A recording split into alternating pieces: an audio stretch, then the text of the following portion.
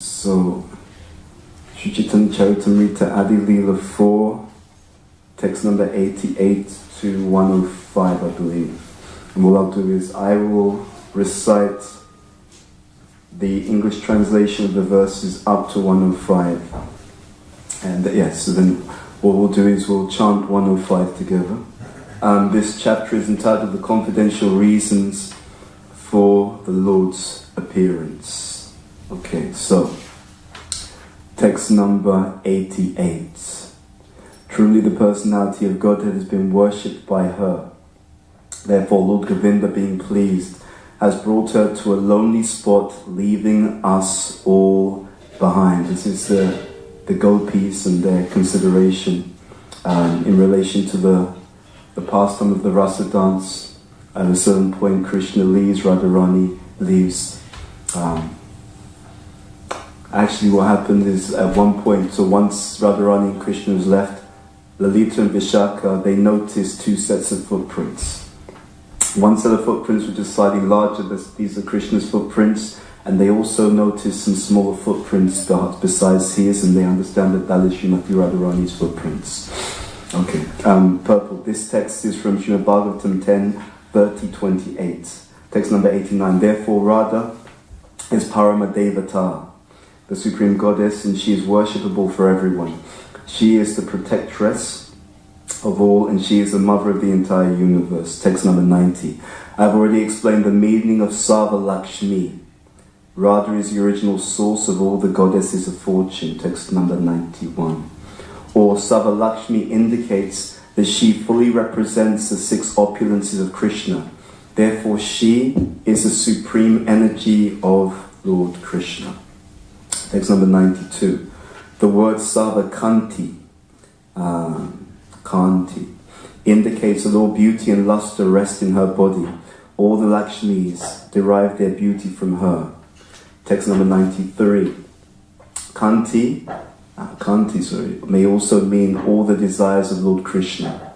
All the desires of Lord Krishna rest in Srimati Radharani.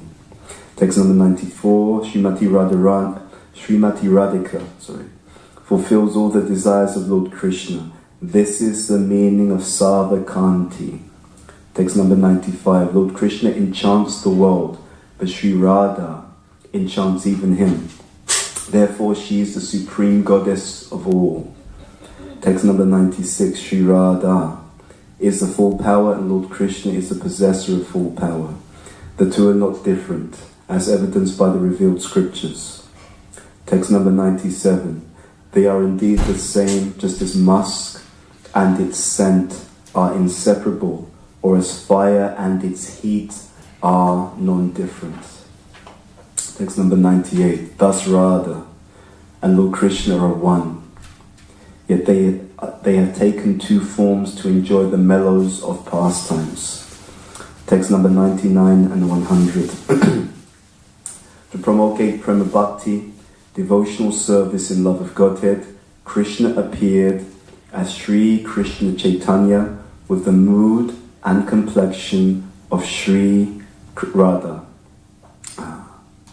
Thus I have explained the meaning of the fifth verse. Text number 101. To explain the sixth verse, I shall first give a hint of its meaning. Text number 102. The Lord came to propagate Sankirtan. That is an external purpose, as I have already indicated. So just one thing here. So it's explained that there are external reasons and internal reasons for the Lord descending, but external and internal are still both completely spiritual. So the external means the outward spiritual activity, and the internal means the internal spiritual activity. So it's not material at all. Okay, text number 103. There is a principal cause for Lord Krishna's appearance. It grows from his own engagements as the foremost enjoyer of loving exchanges. Text number 104. The most confidential cause is threefold. Sri Damodar has revealed it. So we will chant text number 105. Swarupa Gosani Prabhura Ati Antaranga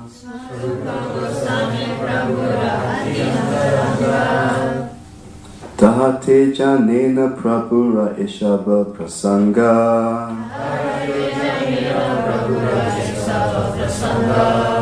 Swarupa Goswami. Swarup Damodar Goswami. Prabhura of Lord Chaitanya Mahaprabhu.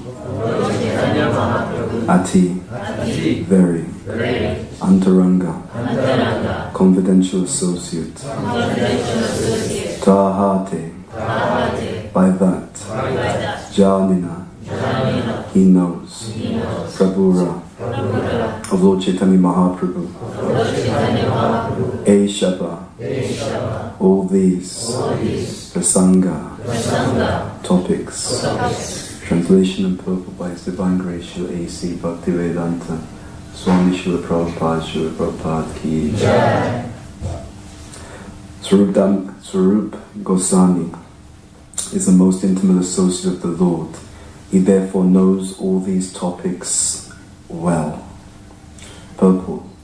Prior to the Lord's acceptance of the renounced order, Purushottam Bhattacharya, a resident of Navadvip, desired to enter the renounced order of life.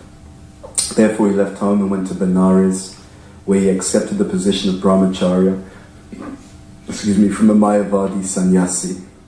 When he became a brahmachari, he was given the name Sri Damodar Swarup. He left Benares shortly thereafter without taking sannyas, and he came to Nilachala, Jagannath Puri, where Lord Chaitanya was staying. He met Chaitanya Mahaprabhu there and dedicated his life for the service of the Lord. He became Lord Chaitanya's secretary and constant companion. He used to enhance the pleasure potency of the Lord by singing appropriate songs, which were very much appreciated. Swarup Damodar could understand the secret mission of Lord Chaitanya, and it was by his grace only that all the devotees of Lord Chaitanya could know the real purpose of the Lord. Swarup Damodar has been identified as Lalita Devi, the second expansion of Radharani. However, text 160 of Kanikarna Purus, authoritative Gora Ganodesha Deepika, describes Swarup Damodar as the same Vishaka Devi who serves the Lord in Goloka Vrindavan. Therefore, it is to be understood that Sri Swarup Damodar is a direct expansion of Radharani who helps the Lord experience the attitude of Radharani. Okay, interesting.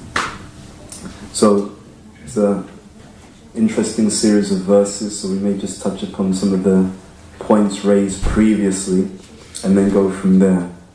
So,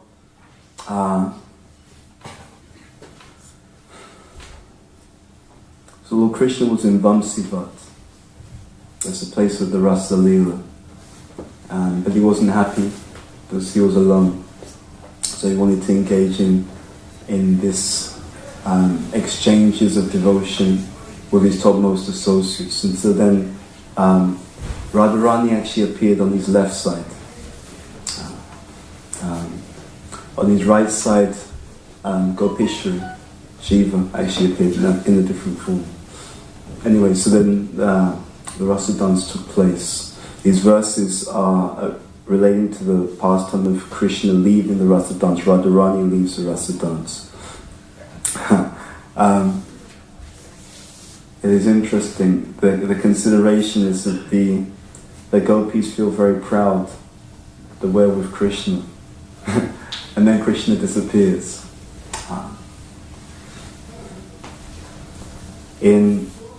In our devotional service, there's so many subtleties. As we progress on the journey of devotional service, something very interesting happens. In the beginning stages, we may feel I'm a devotee, and then the others, they're not really devotees. They're not on my level. That of course is called Kanishta Adhikari, right? And then as we progress, the Uttama Bhakta, such as Prabhupada, has the mood that I'm not a devotee, but everyone else is. One of the reasons is they understand how great it is to be a devotee. They understand the exalted position. Even within the Prabhupada's books, often when he talks about devotees, he means pure devotees. So he may say devotees are above the modes of material nature, but that's not necessary. That's not sadhakas. That is people who are on the pure platform. So there's always a progression. Anyway, so that's one point. There was something else I was going to say about that. Yeah. So this understanding, Krishna leaves, Radharani also leaves. The other gopis are wondering, where is Krishna? Where is Radharani? So in our spiritual life, there's a difference between thinking I'm the most fortunate and thinking Krishna is the most merciful. It's subtle, but it's different. What that means is, in one case, I'm recognizing my own glory. Right? I'm lucky. I'm fortunate. And that's not necessarily bad. It depends on the consciousness behind it. But subtly, it's about me, what I have, what I've achieved, what I've been given. So there's always a danger that actually the center of the universe is now receding back to myself. Subtly, if I say Krishna is so kind, that keeps a very selfless consideration. What is actually meant to happen as we progress in spiritual life is it's meant to become less and less about us, and more fully and completely the meditation is on Krishna. And you can actually understand a person's psychology or mentality by the way that they deal. The way we deal, the way we speak, all of these are reflections of a certain type of consciousness. And it's a journey. So it's allowed in the beginning, I want to do this, I want to do that, I want to do this. Okay, you do what you want and offer it to Krishna. That's part of the journey. It's not necessarily something that's skipped over, it's natural. Right? Just like when someone's a child, they want to play, and that's natural. Right? But it is also natural that as the child becomes an adult, that they become more responsible. And as they become an adult, they're able to consider the needs of other people and put the needs of other people in the forefront. So we also, as devotees, we go through that journey.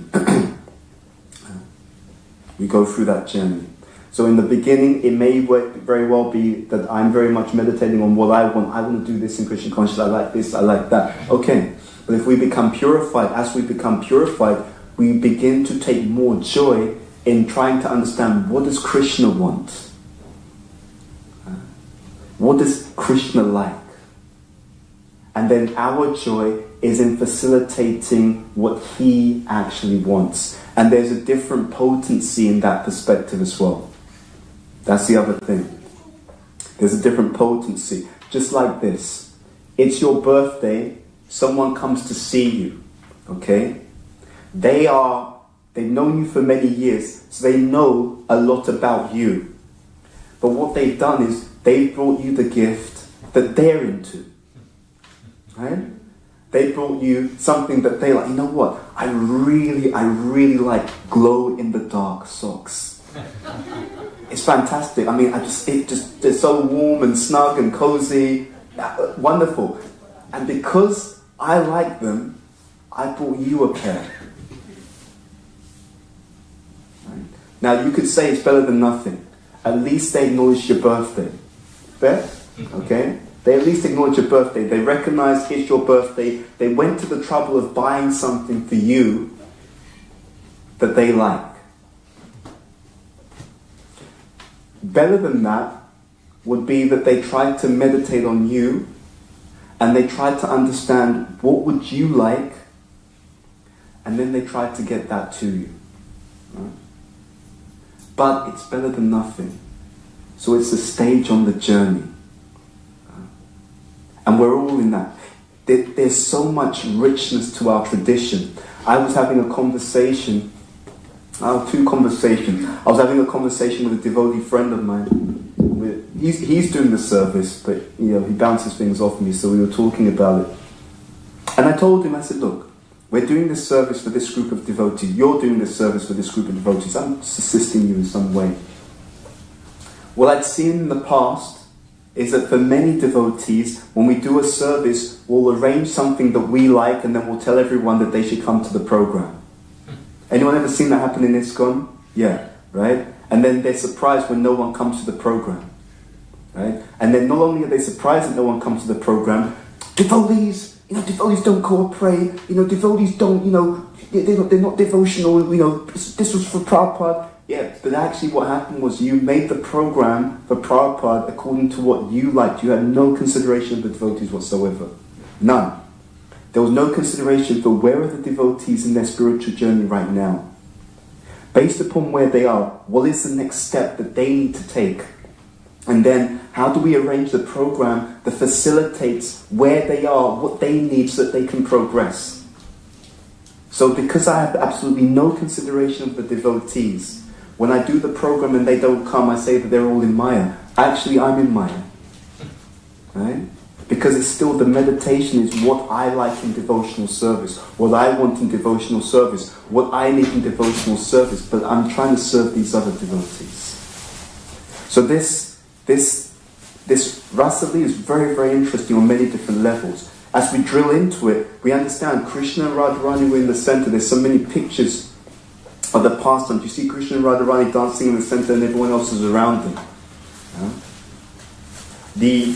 The journey of devotion, it actually has symptoms. There are symptoms by which one can see if they're progressing. And one of them is actually how much I'm able to be considerate of other people while still keeping myself fit for service. You see? This is interesting, right? Because your body and your mind, everything that you have, everything that you're in connection with, is also a vehicle for devotion. But it's not your vehicle, by the way. It's Krishna's vehicle, which we just happen to inhabit, i.e. the material body, or that we happen to be looking after, i.e. we're caretakers. Or whether it's Lakshmi, the house, whatever it is. We're caretakers of Krishna's house, Krishna's Lakshmi, Krishna's car. So on one level, we have to maintain Krishna's paraphernalia. Okay? So there is a legitimate consideration of self-care from that perspective. Right? And then at the same time, why do we want to maintain the paraphernalia? We want to maintain that paraphernalia so we can use it in devotional service. So we can engage in an offering. Even as a movement, sometimes we can be childish. Right? Even as a movement, sometimes we can be childish. I.e., if I neglect myself, I then become an unnecessary burden on all of you. And then if you don't look after me, then I'll say, oh, ISKCON, no one cares about me. Everyone's just selfish. Well, actually, but you should have actually also stood on your own 2 feet as well. We should care for one another, and we should also look after ourselves so that we can care for one another. Make sense? Sometimes we talk about community, but you can't have a community where everyone is struggling. Right? You can't keep other people afloat if you yourself are drowning. Make sense? So in mature devotional community, it is both, first of all, I have a responsibility to be Krishna conscious. I have a responsibility to put Krishna in the center. Practically, properly, wisely. And when I do that, then I have capacity, by being Krishna conscious myself, I have both external capacity because I arrange my life properly, and I have devotional capacity because I've actually got some purification, and on that basis now I can also facilitate other people coming up. Make sense? Yeah, like that. In other words, we can only give what we have ourselves. So that's one point. So anyway, in these verses, the point is being made that Radharani is the original source of all the goddesses of fortune. So she is original Shakti, Ladini Shakti, pleasure potency. She is a pleasure potency. So on the spiritual level, every experience of joy that comes in devotional service means that Srimati Radharani is present. Prabhupada gave a class in Berry Place in front of Radha-London Ishvara. It was Radharani's appearance day. I mention this because one of these verses talk about the, let's see, one of the verses here describe Radharani as, I really found this really interesting term. One of these verses describe Radharani in a motherly way. Let's see.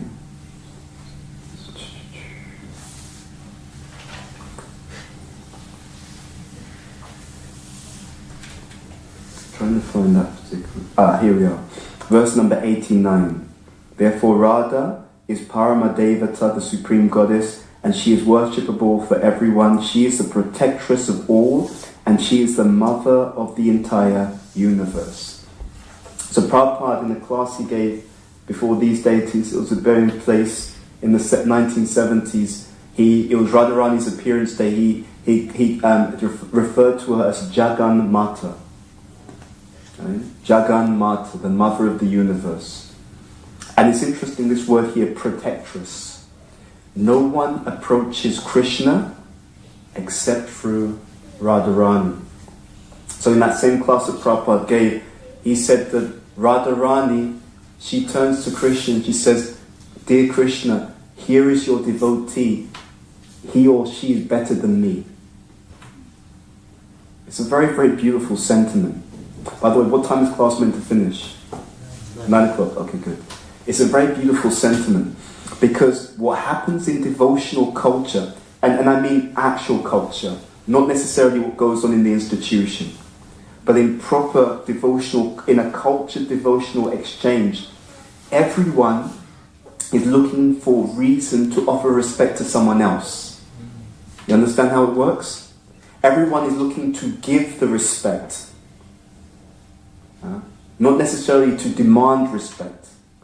I remember, so Radhanath Maharaj came to this temple actually years ago, many years ago. And different devotees have different services. And he turned to one devotee who some people, they had, different conflicts with sometimes. And he turned to that devotee and he said to them, he said that, in devotional life, there's a difference between commanding respect and demanding respect. And he said to that devotee, he said, "Do you know the difference?" Like that. And they were just kind of, they were very short. But anyway, so we're trying to offer respect to each other. We were looking for reasons to be respectful. It is literally the opposite of the mentality of criticism. Right? What is it? Fault finding. That means the person looking for issues. Right? Now, I have to be honest. Sometimes also, in the name of not being offensive, people also behave poorly. That also happens, right? So we can't use the, don't be offensive, Prabhu, as an excuse. I can't start torturing you, and then when you're complaining about the fact that I'm torturing you, then it's like, Prabhu, you should be offensive and criticize devotees. No, that's a misapplication. I have to behave properly, right? So Prabhupada says, 100% strict with ourselves, and then what's the other part of that sentence? What does Prabhupada say? 9% tolerant with everyone else. Yeah, exactly. So it's not one side of the equation, it's both. First, behave properly. Right? See, very interesting. What happens is when we behave properly, it gives us some capacity to be lenient with other people. Right? In devotional circles, if you're compassionate with yourself, what does it mean to be compassionate with yourself? You go to sleep early and you wake up early. You come to the temple, or you have your temple at home, your altar at home. You get up, you put your hand in the bead bag, and you try to attentively chant the holy names of Krishna. And you arrange your life so that when you do that, you don't have a heart attack because you haven't had enough sleep. Right? Because the NHS is under huge stress and no one's going to come to you. Okay? The ambulance will not get there anytime soon. Okay? The wards are full. Right? So you make sure you have to look after yourself now. Okay, so you get the point. So, compassion. So you arrange your life so that you're not drowning. We arrange our lives so that we are not drowning. And because we're not drowning, then there's a chance that we can actually be of some use to other people.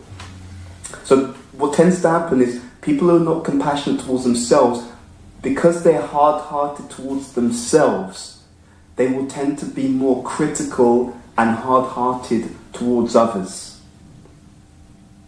And what will happen is the individual will think it's because they don't behave properly. No, it's because you don't behave properly.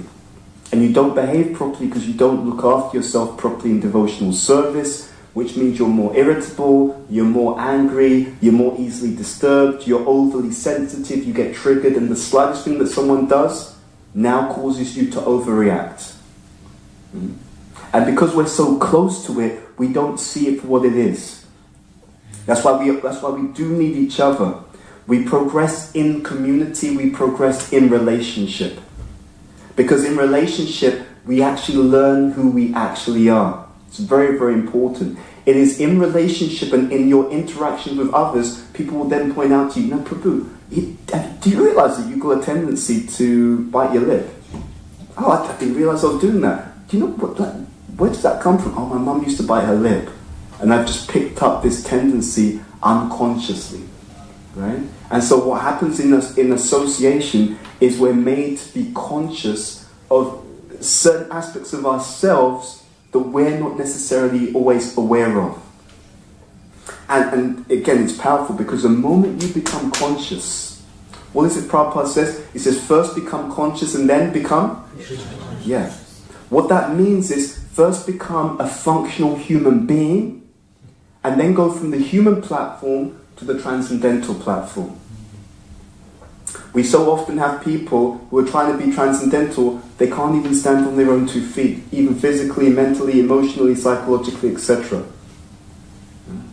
So this is how the process actually works. So Radharani, Radha. Ra means anuragi. There's an actual meaning to this term. Anuragi means deep spiritual loving attachments. And the suffix da comes from the word davati, which means to run very fast with great eagerness. So Radharani actually ran to Krishna for them to engage in this pastime of the rasa dance. But it's interesting, the terminology also, aradita, this idea of the topmost worshipper. It's a very advanced theology. It's an incredibly advanced theology. I mean, to be very honest, we had to go to some event a few days ago, and it was a passing away of someone. So we went, an event to pay respects to that person. And I was there, and I was thinking, I'm so grateful that in this lifetime we have an opportunity to be part of this spiritual path. So sometimes people will say, well, in this world, sometimes people say it's all the same, right? There's all these different paths, they're all the same, etc., etc.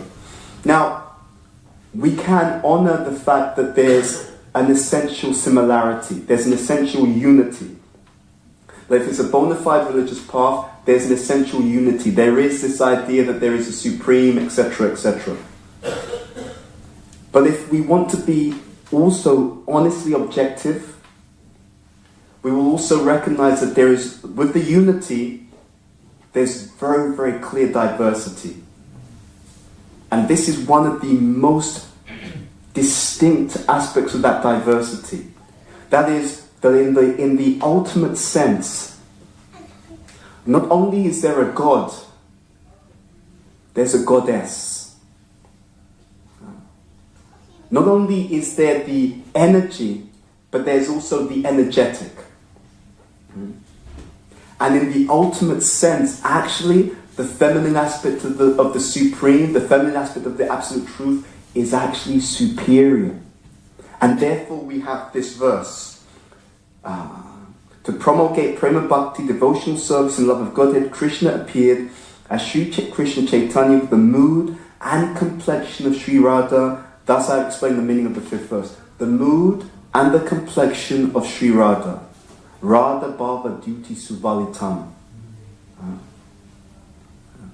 And Krishna is coming to experience what his topmost devotee experiences. I was reading on the way here. See, Radharani's love is sometimes is considered like honey, right? But one of the things about Radharani is that she can get angry with Krishna, right? And one of the differences between Radharani and Chandravali is Chandravali doesn't have that mood of anger, right? So she won't have that sense like, what is Krishna doing? I don't want to see you anymore, Krishna. That mood isn't there. And Chandravali will criticize Radharani. How can she be angry with Krishna? Right? She'll have that mood. And then Radharani will criticize Chandravali. How can she not have that mood of,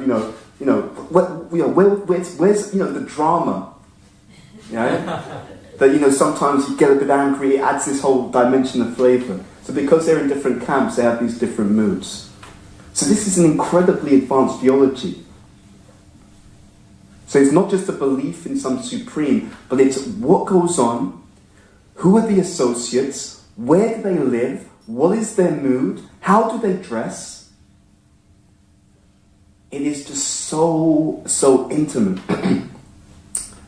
So when we were at this, event, commemorating this person who passed, I was just thinking, it's, with all respect, religion, they believe in God, etc., etc. But I couldn't help feeling I'm just so grateful that in this life we had this opportunity to connect with this understanding. I mean, it's just comparatively, it's just on a completely different level, by objective, comparative analysis. So there was one Prabhupada disciple, he was on a television program, it was an interfaith, right? And the discussion was that, so they were discussing religion. So he said, look, he said, I joined this Hare Krishna movement because I wanted to understand God. So, because it was a televised program. So the person said, so live on TV today, if you can give me more understanding about God and about religion than I have in my own tradition, then I will, live on television, I will convert to your religion, and I will tell all of my students to also convert to your religion. And then I will go around the world preaching your religion as well. It's an interfaith dialogue. So they start speaking. Right? So all of them, yes, there is a God. And then he points out, and so in our tradition, Krishna, and so on, there are many incarnations, but Krishna is the original form. This is how he dresses, the dhoti, the color of lightning, he has a flute, etc., etc. No one has the same information. Everyone, there's a supreme kingdom goes, yes. By the way, in our tradition, it says that there are different realms in that place. There's Vaikuntha, Mathura, there's Dwaraka, and there's Goloka Vrindavan. Right? And there are these different pastimes and activities that take place at these different times in the day. No one has that same understanding. They talk about, we're not the body, we're the soul. Absolutely, we agree. By the way, in our tradition it says the soul is 1/10,000 the size of the tip of a hair, and it's located in the heart region, and when one becomes perfected, it is that soul which expands into one's swarup, one's eternal spiritual identity, of which there are 5 different rasas. No one had that detail. So at the end of the broadcast, the Prabhupada disciple said, so gentlemen, maybe you'd like to join our religion, because so much detail is there, comparative. So let's move on to a few other points. So this point about, Sruta Goswami is the most intimate associate of the Lord. He therefore knows all these topics well. This is extremely significant. We're trying to actually know Krishna. Now, there's many aspects to this. One is that as we read the books and we hear the classes, we learn about Krishna. There is also knowing him by realization. There's also knowing him by the grace of the devotees. We have to enlist in all of these processes.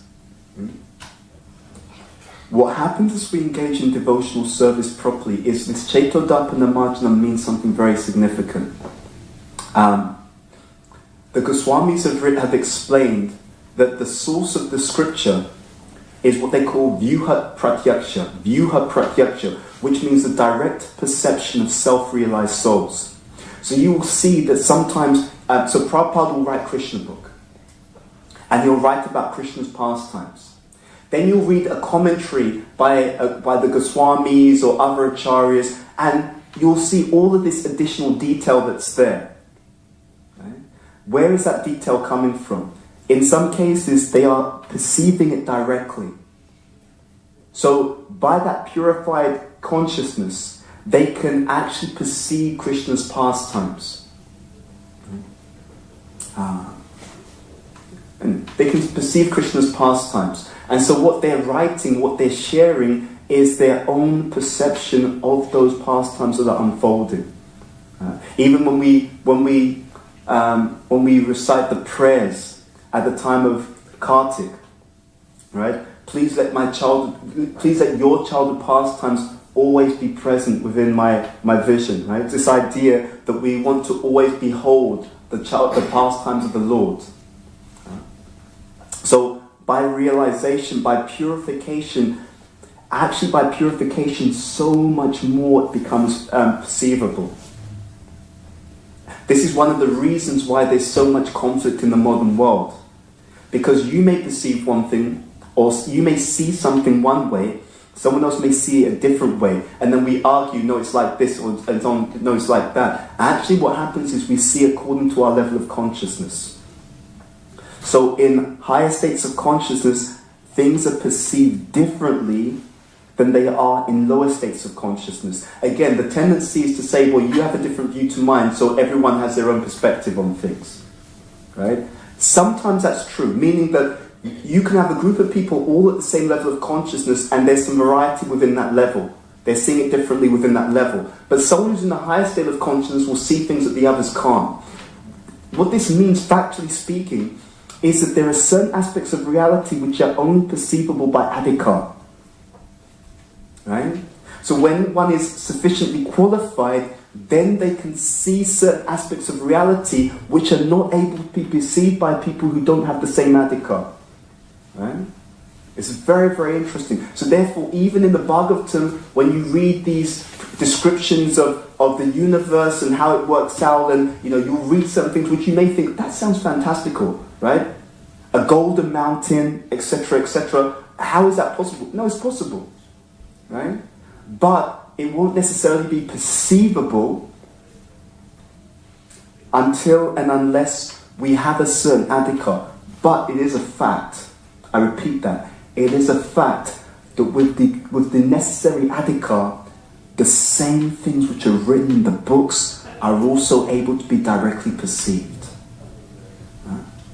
Therefore, Chaito Dapana Marjana. It really is like that. So what we're trying to do is we're trying to qualify ourselves, and the more that we qualify ourselves, the more even the things that we read in these books, which you think, I don't understand, how is that possible? There will be a time we'll read and think, it makes complete sense. It's very, very tricky. It's very tricky because until that time, we're all dealing from different levels of qualification. Tricky but not tricky. I was involved in... I wasn't involved, I was just listening. There was a conversation that happened recently, and they were talking about a particular topic, which I won't go into, but a particular topic, and it was a particular topic which some people found difficult to digest. Okay? And so the speaker was trying to explain it. And I'll be honest, I didn't agree with the explanation. I didn't get into it. The person's senior to me, but I was thinking, no, that isn't what Prabhupada is actually saying. I could understand what they were trying to do. They had a very compassionate purpose in the way that they were trying to explain it. But I was listening and I was thinking, no, I don't think that's actually the correct explanation of what's being said here. We won't go into all of that so much. But the point is that what we understand is according to qualification. Yeah? You see, in the material world, the scientists will just tell you, well, we did the experiment, it was like this. Because of pride, I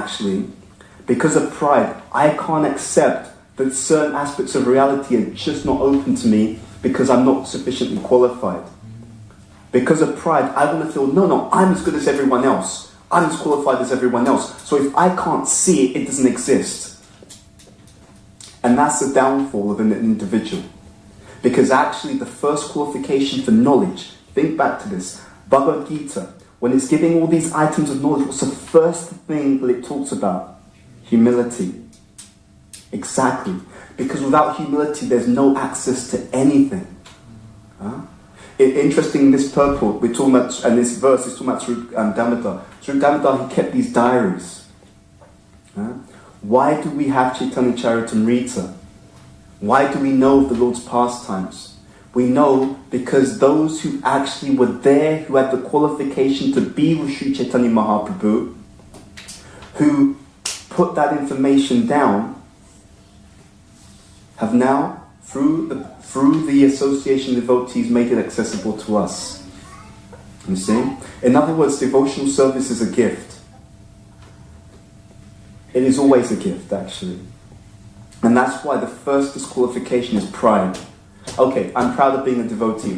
Why are you proud? Well, I chant so nicely. Who told you about chanting? Okay, someone else did, right? Okay, where did you chant? I chanted at the temple. Who put the temple together? Someone else did. Okay, the program was really nice. Who made the program that you came and took part in? That was done by someone else as well. Okay, but I made the endeavour to get to the temple. Great. Okay, how did you get there? I took London transport. Did you create the transport system? Anyone, right? Okay, no, but I drove sometimes. Okay, how did you drive? I drove from one place to the other. What was the road like? There was no traffic. Okay, was that because of your arrangement that there was no traffic? Have you ever driven to a particular place and you got stuck in traffic? Yes. That means in every instance, our ability to make something happen or to endeavour is always dependent upon a whole range of other arrangements which are completely outside of our control. Right? There were so many people that, get this, February 2020, many people had plans to go on holiday somewhere. Right? And many people found that they had to stay at home. Right? Was that because of their endeavour? No, there was a virus which was outside of our control, which forced us to change our plans. This is what we mean when we say we're not the doer. It doesn't mean that you're not the doer, but it does mean that you're not the doer. Right? You do something wrong, you're the doer. Right? And you'll be held responsible for doing that. So I can't, you take someone else's wallet, right? And they catch you on CCTV, and you go before the courts and you say to them, I think there's been a mistake here, I'm not the doer, right? So you should let me out, I'm not the doer. It's like, well, we saw you take the wallet. No, but you don't understand. Here's the Bhagavad Gita, and according to Krishna, who's the supreme authority, I'm not the doer. No, in that instance, you are actually the doer. What it means is we're not the supreme doer. It means any endeavour that we make, for it to be successful, it has to be sanctioned by the Lord. So in the ultimate sense, you can only do anything, you can only make something happen if Krishna allows that to take place. So therefore, we're not the ultimate doer, but at the same time, and Prabhupada says it explicitly, man proposes, God disposes. You've all read this before, right? So Prabhupada does say that explicitly, meaning that actually at the same time we are held responsible because we had the desire and we tried to execute. Okay? So both things go on. And I'm actually mentioning that, and we'll stop in a moment, because even it's interesting, in this purple, you have these two different perspectives. Prabhupada writes, Swarup Damodar has been identified as Lita Devi, the second expansion of Radharani. However, text 160 of Kavi Karna Purana's authoritative Gaura Ganadesh Dipika describes Swarup Damodar as the same Vishaka Devi. Right? That's a whole other topic. But the point is, and you'll find, especially as you go deeper into the teachings, you'll find that there are so many instances where there is more than one perspective on something. Right? And they can both be completely correct and authorized according to acharyas. So sometimes even in our culture, you get people trying to argue, right? And they'll, Prabhupada said this, Prabhupada said that. And actually, he probably said, and in many cases, he said both of those things, and they're contradictory, right? And they're both true, right? They can both be true. And we won't go into all the technicalities. Things such as, some particular pastime takes place with a variation in different cycles, right? Different yuga cycles. So it's the same pastime, but it's taking place with different variation because it's happening like that. It can be that different devotees have different realizations on a particular topic, right? It can be that both statements are true. One is applicable in one situation or instance, and the other instruction is applicable in another instance. There are so many fine points to the Shastra. What happens, and this, I still don't understand exactly how Prabhupada has been able to do this, but Prabhupada has given the theology and written his books in such a way that the Kanishta Adhikari gets one thing. They get what they need. Just like you're at school, you get the 1 + 1 = 2. Right? There are just whole numbers, and there are 9, 1, 2, 3, 4, 5, 6, 7, 8, 9. These are the only 9 digits you need to learn, and you think, wow, I've conquered mathematics. Until you go to PhD or university, then they start talking about fractions, decimal points, negative numbers, differentiation, integration, like that, and you think, where did this all come from? They never told me that when I was younger. But both things are true. So we're given the building blocks at one stage, and then once we're really comfortable, really clear with the building blocks, then it's almost like you're given something, you're given an apple, and you're asked what's on the surface of the apple. You say there's only the green skin. Okay? That's in the beginning. Later on, you're given the same apple, and you're given a microscope, and you look under the microscope and they say, what's on the skin of the apple? Suddenly you see that there's all these microbes, all these different things are on the skin of the apple, right? So with purification, it's like the microscope. So as you go into the teaching, as we develop more refined consciousness, suddenly that same thing which we thought was just one simple thing, we go into it and suddenly we find that there's so much more within that particular category, right? And it happens both in terms of the theology, it also happens both in terms of the consciousness. Right? In the beginning, I'm doing everything, I'm following all principles, and I'm chanting my rounds every day. I'm probably going back to God in probably about the next half an hour. Right? There's just enough time for prasadam, and then I'll have to head back. Right? Like that. That's in the beginning. And then in the later stages, when we understand deeply what's required, then we feel, actually, I've not got any love of God yet. I'm not even anywhere close. Bhakti Charamaj told me, he said, the more that one advances, the more they will feel that they have no devotion. Which makes complete sense, and it's theologically consistent with what we read in the books. Okay, and we'll stop there. Shri Chaitanya Charitamrita ki jai, Srila Prabhupada ki jai, Jai Gaur Premanandi, Hari Hari Bol. Do we have time for questions, or do we have to stop? This time? Yeah? Okay. Are there any questions? I saw a hand on this side. If you could pass the microphone. Thank you. Thank you for a very nice class. Thank you. The last, towards the end where you said, when you start, I think we've been given a very, at least for me when I started, chant for regulated, follow the four right chant, you will go back to God. Yes. And now, I don't see any hope. So I think I was misguided. Now that's a big topic. Yeah. No. So what happens, See, Prabhupada, he knew actually. He came and studied the living entities in Kali Yuga. He came and studied the mentality of the individuals in the West. Right? There's many subtle aspects to the Shastra. Without going into how this is all derived, maybe I can tell you on another occasion if we have time. But without going into all the subtleties in the Shastra, one of the things that you should understand, right? So this is it. So when Prabhupada was coming to the West, he made these prayers, and he talks about how in the living entities in Kali Yuga, they're dominated by the modes of passion and ignorance. Okay, when people are dominated by the mode of passion and ignorance, what that does is it makes them more external, right? So Bahir, right? As in Bahiranga Shakti. Bahiranga Shakti means external potency. Bhaktivinoda Thakur talks about the Bahir, Mukhya, Shishya. Bahir, external. Mukhya, facing. Shishya, disciple.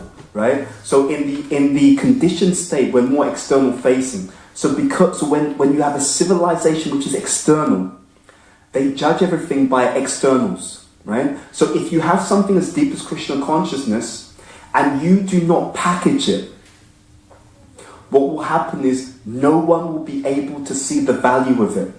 We see this right now in the marketplace for spirituality.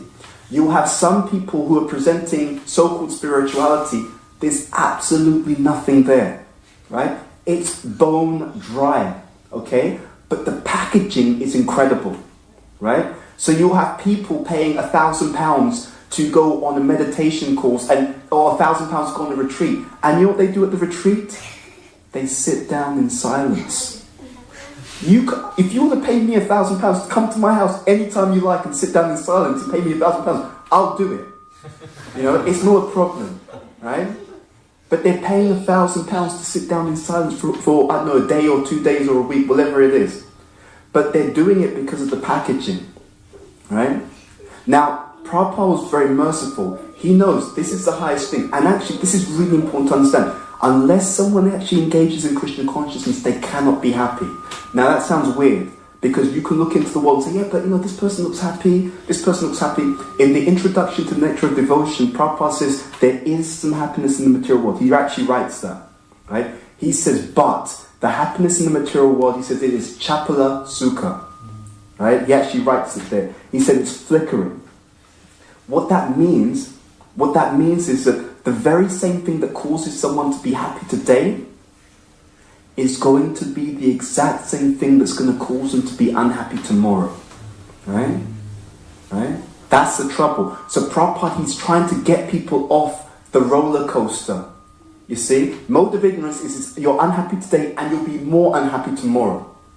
Ignorance. So he says the modern world is characterized by these lower modes. Mode of passion is like Facebook, right?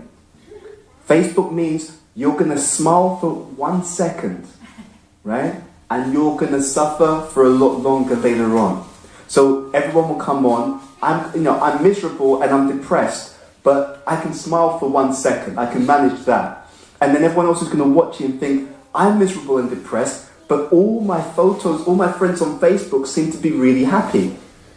They seem to be eternally happy because every time I see their picture on Facebook, they're smiling. No, they're not eternally happy. That smile was 1 second. Right? So we chase a dream, and Prabhupada saw that. So what he did is he marketed Krishna consciousness, to be honest with you. Right? An example of an advertising tagline. Chant and be. Right? That's all. Just be happy. What? Smile. You're on Facebook. Yeah. So he deliberately marketed it. But to be honest with you, if it's followed properly, you will get that consistent happiness. We will get that consistent happiness if it's followed properly, and it will be much deeper. I remember there's devotees, when I first came to Krishna consciousness, there were devotees, and I could actually tell, not only were they happy, but the happiness was coming from within them. They were experiencing transcendental pleasure, and I could actually understand they were experiencing distinct transcendental pleasure. The difference between the pleasure you get in Krishna consciousness, it includes material pleasure and goes beyond it. What happens is, first of all, if you do it properly, you live in a more dharmic way. So what you get as a result is you get a certain level of material pleasure or peace from dharmic living, which is the mode of goodness. But at the same time, you are engaging in devotional activities. So what happens is that does two things. It gives a certain transcendental pleasure in of its own self. Okay, so for example, you're in a kirtan. Anyone been in a kirtan and you distinctly felt, wow, I actually feel some pleasure in this kirtan? Anyone had that experience? Yeah, you see, if you told someone who's never been in a kirtan, you sit down and just sing this mantra with all of us, you'll experience transcendental, but they'll say, you're mad. Because it's outside of their conception. They've got no conception of a certain sound vibration giving direct transcendental internal pleasure. But it's true and it's empirically verifiable. Okay? So anyway, what happens is when you engage in devotional activities, you gain a certain degree of transcendental pleasure, but it does more than that. It cleans away the obstacles that are in the consciousness that get in the way of you experiencing that transcendental pleasure all the time. You see? That's the difference. So it's cleaning you up to give you access to greater supplies of that same transcendental pleasure. That's actually the difference. And then, we'll stop here. See, the books of Prabhupada, they're blissful by nature.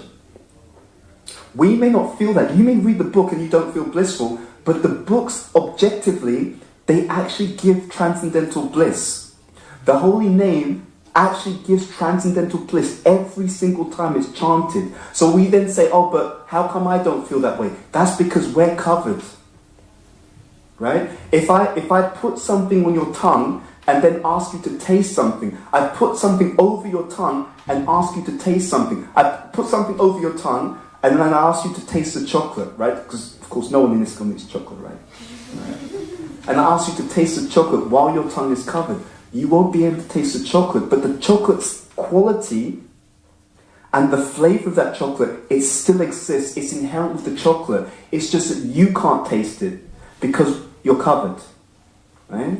So the chanting, the holy name, having darshan of the deities, engaging in devotional service, anything done for Krishna, it actually gives direct transcendental pleasure. But we can't always taste it because we're covered. So what happens is, as we remove the covering, then the true nature of every aspect of devotional service is tasted all the time.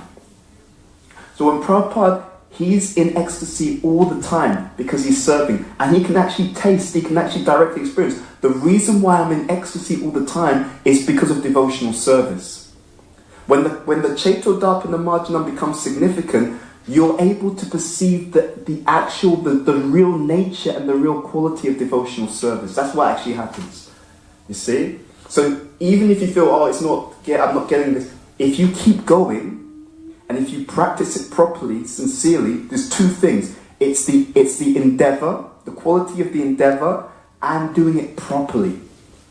I remember one devotee was saying that he should be at Bhava Bhakti by now, but he wasn't because of offences. And that's true. I mean, that's actually a fair point, right? It's not just what you do, it's what you don't do, right? Okay, I'm chanting and I'm being offensive, right? So I'm trying to light a fire and I'm pulling water on the fire, right? And then it'll be like, how come there's no fire? Yeah, there's fire. But my friend who didn't pull any water on the fire, his fire's blazing. And he's been trying to light the fire for shorter periods of time than I have. You see the point? So please don't get it confused. Without going into all the details, Sambandha Abhideya Prayojana. So the Abhideya, the practice, is meant to achieve a certain Prayojana, a certain outcome. So what happens, what's meant to happen if you use the scripture practically, then when you're doing the activity, you're always looking to see, I'm doing this activity, am I achieving the outcome that I'm meant to achieve?